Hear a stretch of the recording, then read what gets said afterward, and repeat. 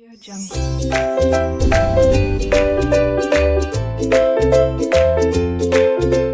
Hello students, welcome to RK knowledge channel. मैं Prem sir from RK classes. आप 9th standard maths 2 में practice set 1.3 देख रहे हैं। ये आपका मैथ्स 2 नहीं, मैथ्स 1 है। चैप्टर सेट्स समुच्चय के अंतर्गत पहले क्वेश्चन में हमें ट्रू फॉल्स पूछा गया है।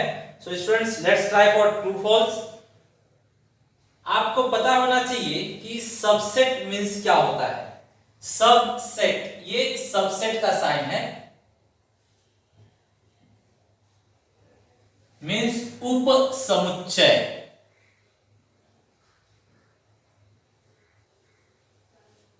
ये क्या दिखाता है, जैसे मान लीजिए आपके पास यहां P सबसेट Q लिखा हुआ है, तो P मतलब होता है कि P पूरी तरह से Q में से ही निकला है।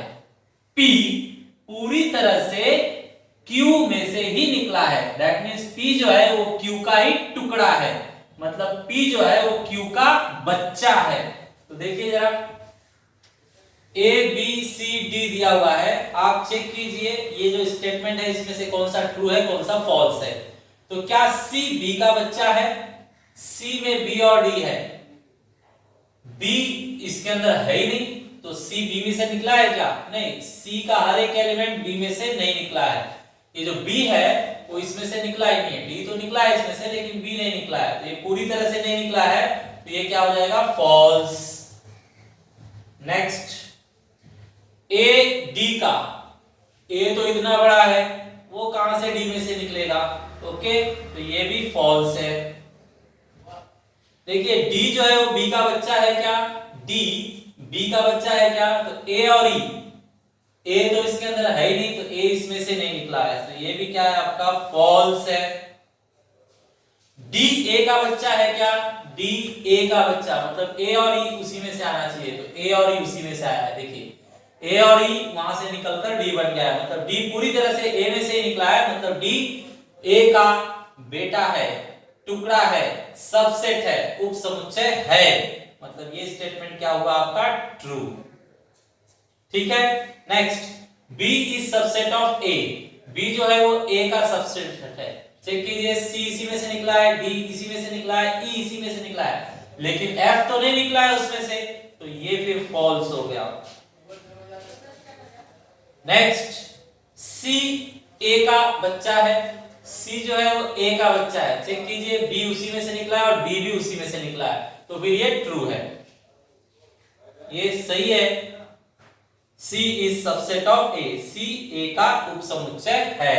ओके स्टूडेंट्स, क्वेश्चन नंबर 2, इसके अंदर देखिए हमें 1 से 20 तक, फ्रॉम 1 to 20 लेकर कहा गया है यूनिवर्सल सेट बनाइए। Universal set, universal set, universal set को हम हिंदी में कहते हैं विश्व समुच्चय। विश्व समुच्चय मतलब आपको जो भी सोचना है वो सिर्फ इसी के अंदर सोचना है, इसके बाहर आप नहीं सोच सकते। ठीक है, आपको सोचने के लिए 1 से 20 तक की लिमिट दी गई है। उसके बाद आपको पता होना चाहिए प्राइम नंबर मतलब हिंदी में अभाज्य संख्या। अभाज्य संख्या। अच्छा, आज हमें न्यू थिंग वेन डायग्राम सीखने को मिलेगा, मतलब वेन आकृति। इन लोगों ने कहा है इस चीज को वेन डायग्राम पर आप प्रदर्शित कीजिए, वेन डायग्राम से शो कीजिए। तो देखिए वेन डायग्राम से कैसे शो करेंगे? वेन डायग्राम मतलब रेक्टेंगल, सर्कल, ट्राइंगल लेकर आप शो कर सकते हैं। ओके, तो हमारा जो सबसे बड़ा वेन डायग्राम होगा, सबसे बड़ा जो है वो हम रेक्टेंगल बना लेते हैं। ठीक है, इसके पहले हमें चलेगा। ओके,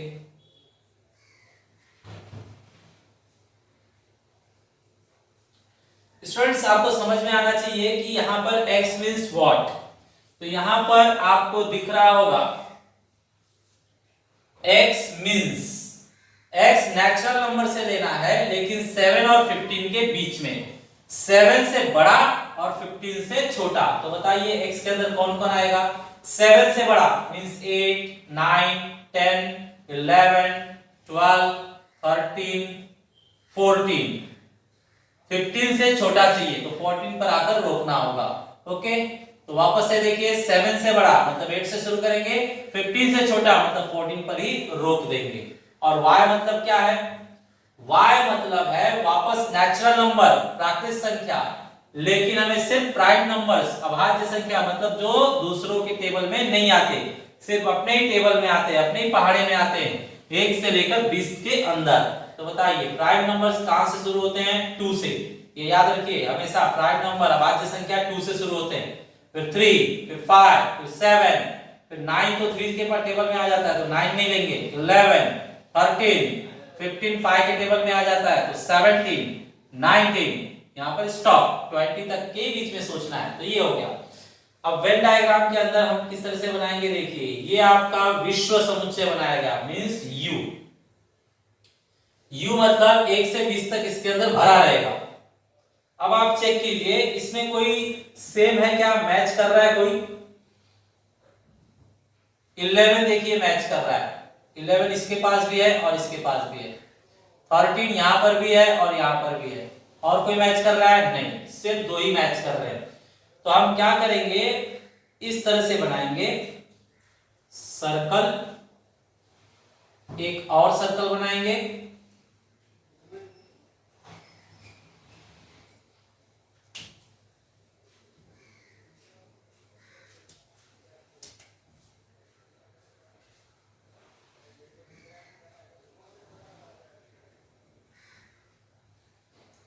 ये हुआ। एक और सर्कल बना लीजिए,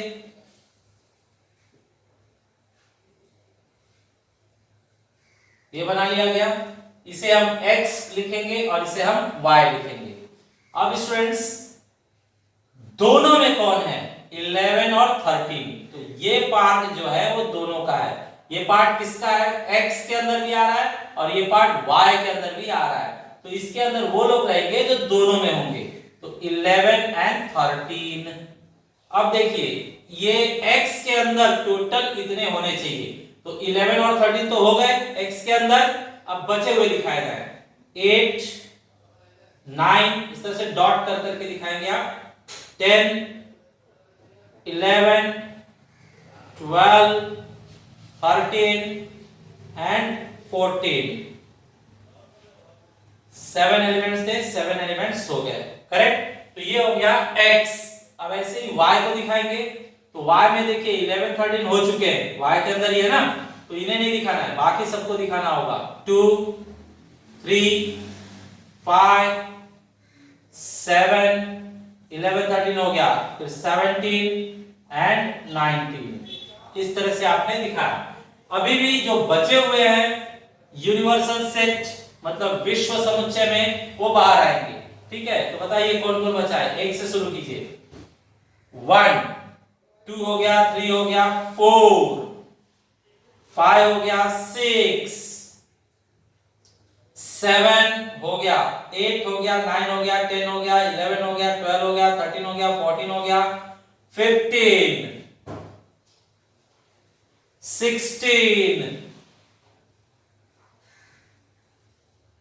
17 हो गया, 18, आप इस साइड भी दिखा सकते हो, चलेगा, 19 एंड लास्ट वन 20। ठीक है, तो इस तरह से हमने ये विश्व को बांट दिया। ठीक है, ये लोग दोनों में हैं, x में भी y में भी, इतने लोग x में हैं, इतने लोग y में हैं, और पूरे विश्व में 1 से लेकर टोटल 20 तक है। ये पूरा बड़ा वाला जो है वो विश्व समुच्चय है, यूनिवर्सल सेट है। ठीक है, तो ये कंप्लीट हुआ। स्टूडेंट्स क्वेश्चन नंबर 3, इसके अंदर देखिए स्टूडेंट्स, ये हमें यूनिवर्सल सेट दिया हुआ है, विश्व समुच्चय, और ये P दिया हुआ है। इन तीनों को हमें वेन डायग्राम से शो करना है। तो चलिए वेन डायग्राम से शो करते हैं। तो first solution Venn diagram means when आकृति। वेन डायग्राम से शो करने के लिए हम क्या करेंगे, पहले यूनिवर्सल सेट है और P है तो बनाते हैं।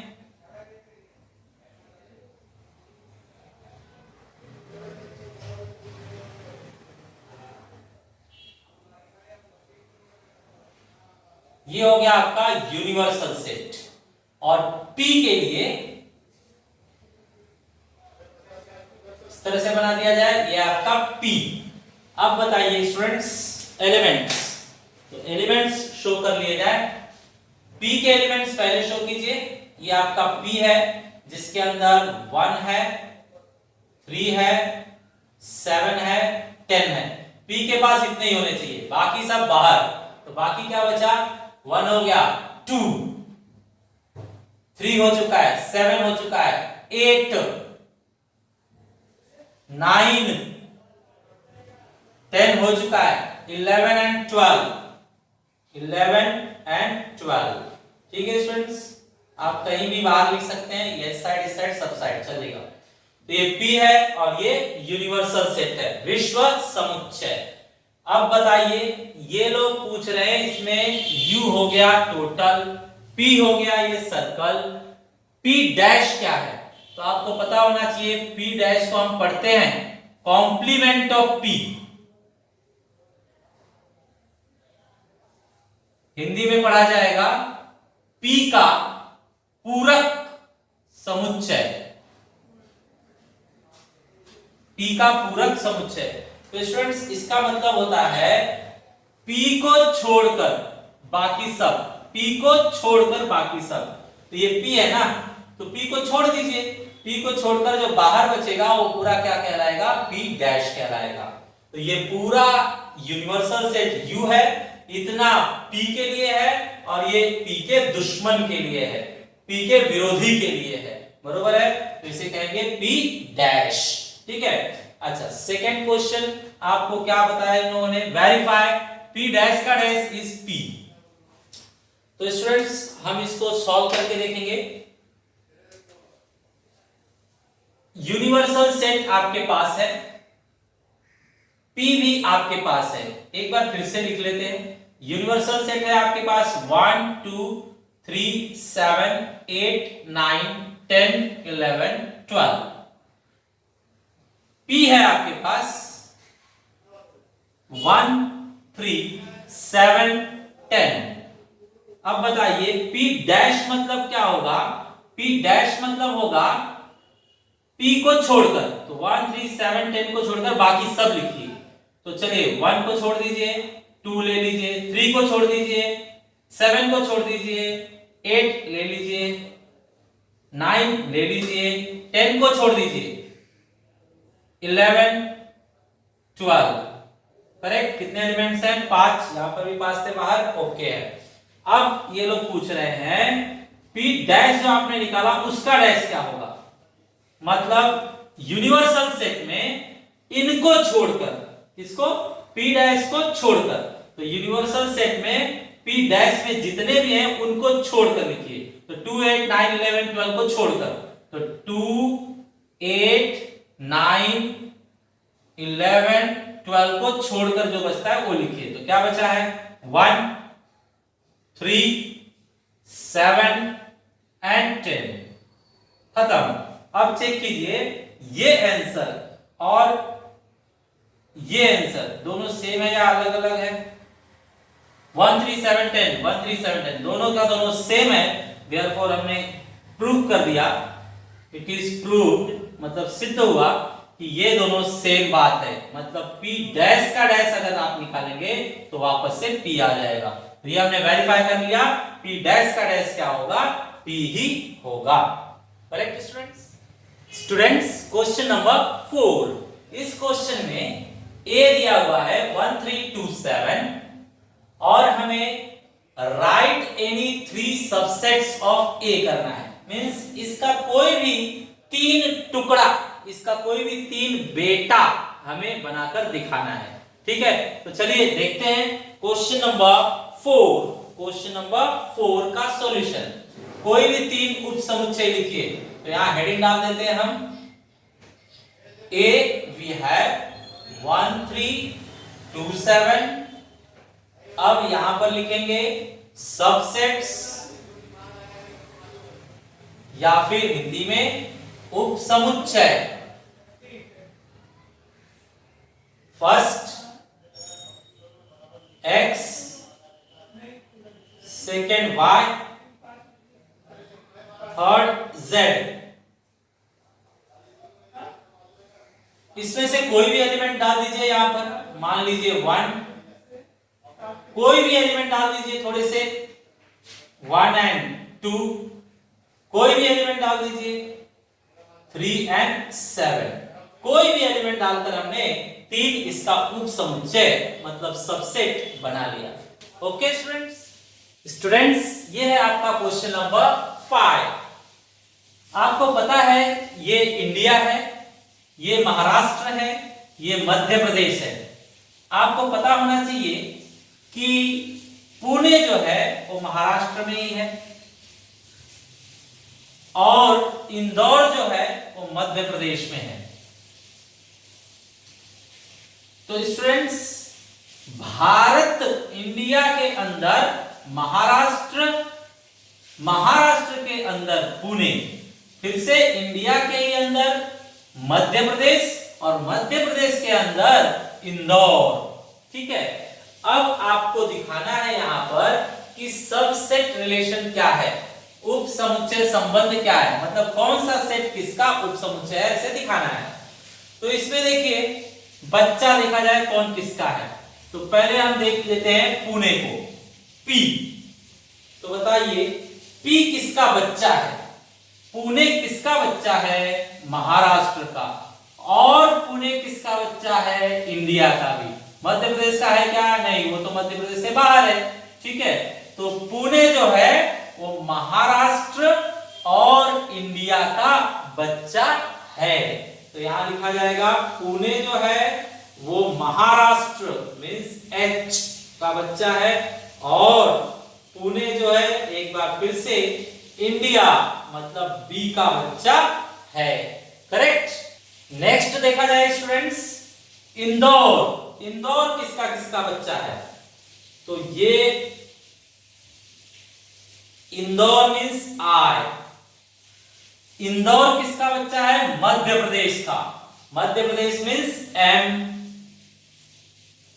फिर से इंदौर किसका बच्चा है?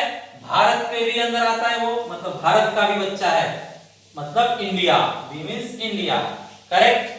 नेक्स्ट देखते हैं महाराष्ट्र। तो बताइए स्टूडेंट्स, महाराष्ट्र जो H है, महाराष्ट्र जो H है वो किसका बच्चा है? तो महाराष्ट्र सिर्फ भारत का बच्चा है, मध्य प्रदेश का टुकड़ा तो है नहीं। ठीक है, पुणे का बाप है वो, बच्चा नहीं है। ठीक है, तो महाराष्ट्र जो है वो सिर्फ भारत का बच्चा है, मतलब इंडिया का। ओके, नेक्स्ट बताइए। नेक्स्ट बचता है आपका मध्य प्रदेश। Madhya Pradesh means M।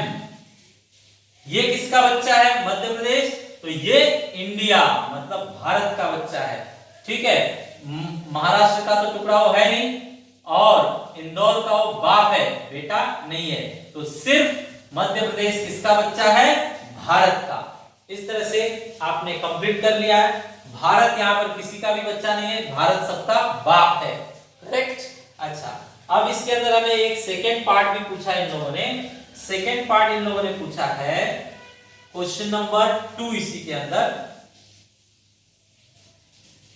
अगर इसमें यूनिवर्सल सेट मतलब विश्व समुच्चय पता लगाना है कि कौन है, तो कौन है जो सबसे बड़ा है, सबको अपने अंदर समाये हुए है, कौन है यहाँ पे? तो यहाँ पर इंडिया जो है सबको अपने अंदर समाया हुआ है, तो उसे हम यूनिवर्सल सेट कहेंगे, विश्व समुच्चय कहेंगे। तो यहां लिखा जा रहा है यूनिवर्सल सेट, यूनिवर्सल सेट या फिर हिंदी में विश्व समुच्चय। कौन है यहां पर? विश्व समुच्चय है set Bharat means B. Set B जो है वो यहां पर क्या है? यूनिवर्सल सेट है, विश्व समुच्चय है। हिंदी में क्या लिखेंगे? समुच्चय बी, समुच्चय बी। करेक्ट? तो ये एक अच्छा क्वेश्चन कंप्लीट हुआ। ओके स्टूडेंट्स, सिक्स्थ क्वेश्चन, इसके अंदर हमें पूछा गया है कि इन सभी सेट्स के लिए, क्वेश्चन नंबर 1 और क्वेश्चन नंबर 2 के लिए जो यूनिवर्सल सेट होगा, मतलब विश्व समुच्चय होगा, वो कौन हो सकता है? तो इन सब का बाप कौन हो सकता है वो जानने के लिए पहले इनको जानना पड़ेगा। तो चेक करते हैं ए यहां पर क्या है। तो ए मींस मल्टीपल ऑफ 5, मतलब 5 का table.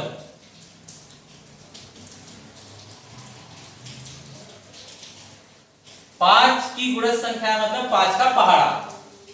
B means what? Set of multiple of 7, मतलब 7 का टेबल, 7 का पहाड़ा।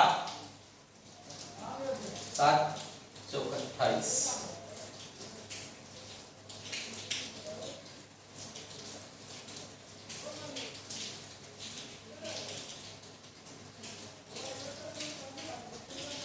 ये हो गया 7 का टेबल। फिर चाहिए इन्हें सेट ऑफ मल्टीपल ऑफ 12, मतलब 12 का टेबल, 12 का पहाड़ा।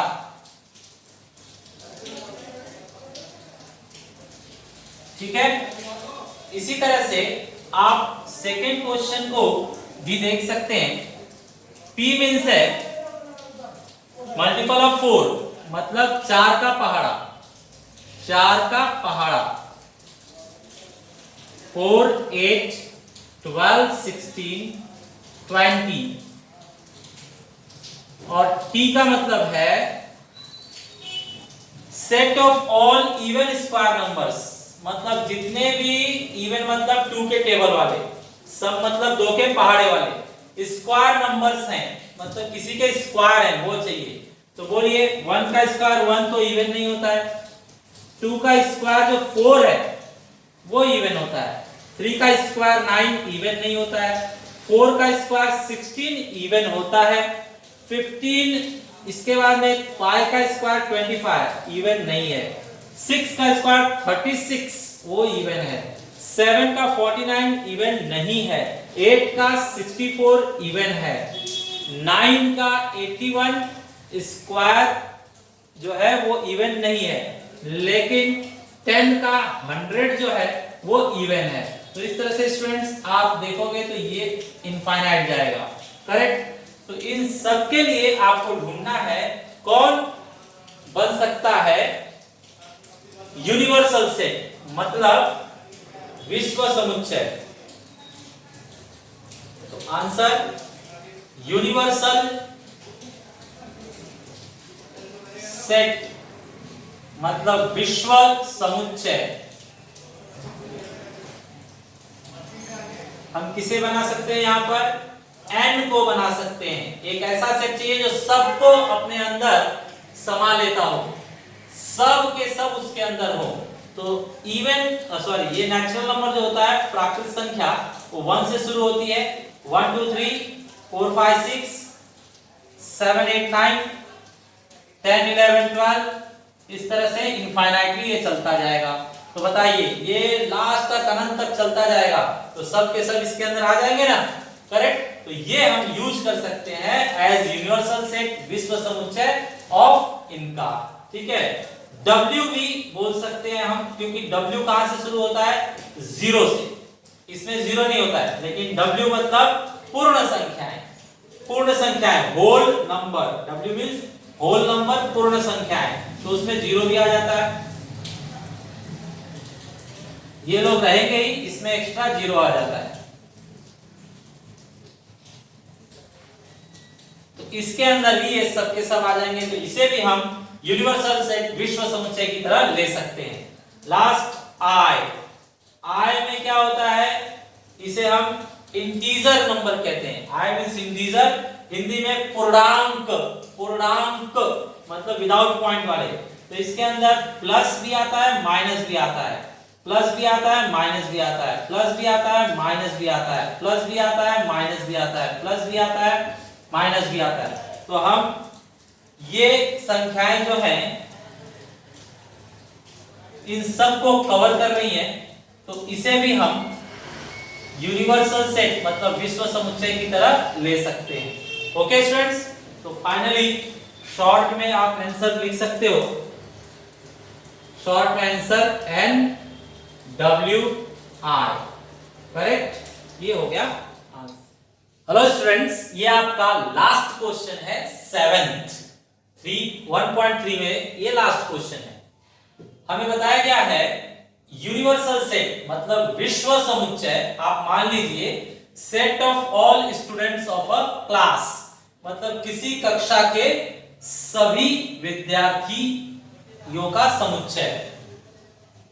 अब A मतलब टोटल विद्यार्थियों में से, ऑल स्टूडेंट में से A क्या माना जा रहा है, set of students who score 50% और मोर मार्क्स इन मैथ्स, मतलब उन्हें मैथ्स में 50% या उससे ज्यादा मार्क्स हासिल किया है। ठीक है, हिंदी में देखते हैं, गणित विषय में 50% अथवा अधिक अंक प्राप्त करने वाले विद्यार्थियों का समुच्चय। तो आपने देख लिया कि ए में क्या आ रहे हैं, 50% मार्क्स या उससे ज्यादा पाने वाले विद्यार्थी ए में हैं। तो बचे हुए किस में रहेंगे, उसके उलट, उसके दुश्मन में। तो 50% और ज्यादा वाले तो इसमें आ गए, तो बचे सिर्फ 50% से कम वाले, तो वो हमें कॉम्प्लीमेंट सेट में लिखना है, पूरक समुच्चय में। तो लिखकर दिखाएं, ए का कॉम्प्लीमेंट है वो बनेगा set of students who scored या secured less than 50% marks in maths। Okay, Hindi में लिखा जाए, गणित विषय में 50% से कम अंक प्राप्त करने वाले विद्यार्थियों का समुच्चय।